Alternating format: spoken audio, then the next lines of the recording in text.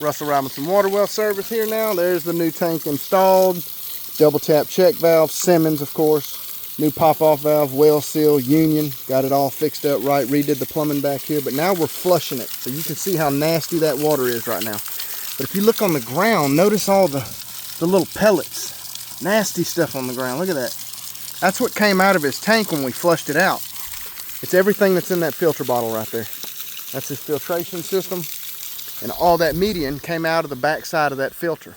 Now I've actually seen them hook these bottles up backwards and actually get that stuff going through the lines of the house. I'm not a fan of these type of filters at all.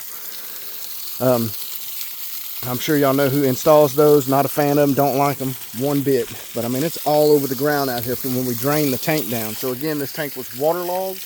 Check valve was horrible, had buildup all in it. And it just created all this nasty iron buildup, pinholes the tanks a lot faster and quicker. But so yeah, filter system is backwashed all the median. I mean, you can see it's a big old pile right here. That's all come out of that filter system. And he's been noticing his pressure's bad. I mean, that stuff's probably all in these lines on this backside. That's why I'm doing a good flush on it now. So you can see it's still nasty colored, kicking on and off. So I tell this to everybody who has a submersible water well system. It is always good to run a good flush on your water well if you have a submersible system about every quarter, which is about every 3 months. What I mean by that is you come to the closest hose spigot off the back of the tank. If you've got two, that works perfect. But two faucets at one time, a little water hose run to the ditch or just run out into a spot in the yard where you can move that much water and turn that spigot on and let that thing run for about 30, 45 minutes to an hour. The key is make the pump stay running, move enough water to where you pull a good flush. It'll help keep all the iron build up and the slush and the trash at the bottom of the tank, because what you don't realize on a submersible is you got a submersible pump pumping anywhere from 20 to 25 gallons a minute, and you don't move a lot of water. With these 82-gallon tanks, 8 to 10 gallons of drawdown, that's all the water you're moving, 8 to 10 gallons of water each time. That water does what I like to call, gets stagnant, builds up a lot of the iron, the algae build up. So it's good to let these things run, flush real good, let that pump stay running and move that water. It'll help give a good flush on the water well. About every 3 months I would do that.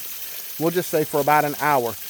Every 3 months, just let that sucker just run, move. So that usually helps with all the buildup in these systems, man, with the iron. So that's what I'm doing right now.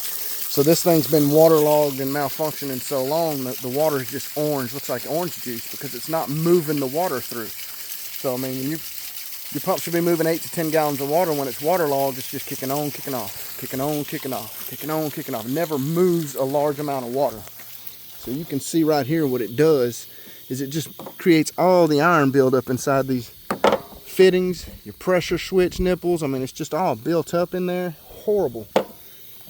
Well, your check valve especially. I mean, you can see it's one of them old cheap check valves, but I mean, you can see the iron buildup all in there.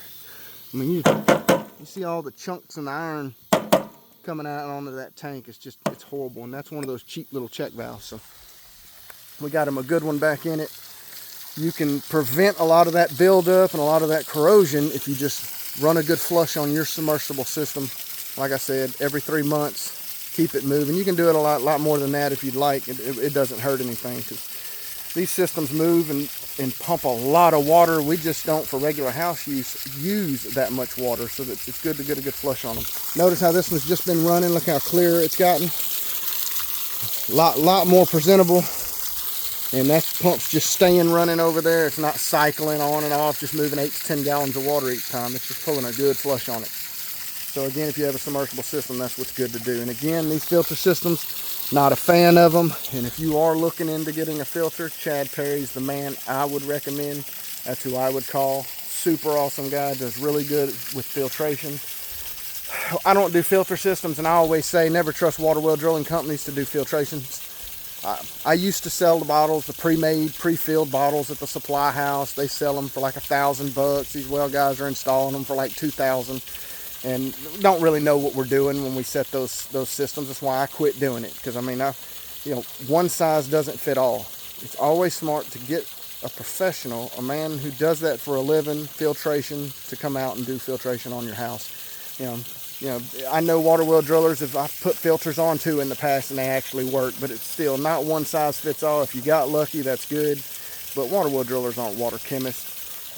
It's not what we do for a living, and it's not what I like to do or install filters, because I don't need to make that quick, easy money. I stay away from it, and I service and repair the water well, get it going, and I let the water filtration be for the professionals. So Chad Perry Water Solutions, super awesome guys who I recommend. He does a lot of work for my customers and just jam up guys. So Russell Robinson Water Well Service. I'm gonna cut this video. You can see we're still flushing it, trying to keep all the media from going to the man's house. I'm gonna bypass his filter. He's gonna get in touch with them to come out and do what they got to do, because I don't want to cause him no more problems with plumbing and that stuff getting in his lines. Cost him a lot of money, and I don't want to do that. So Russell Robinson Water Well Service.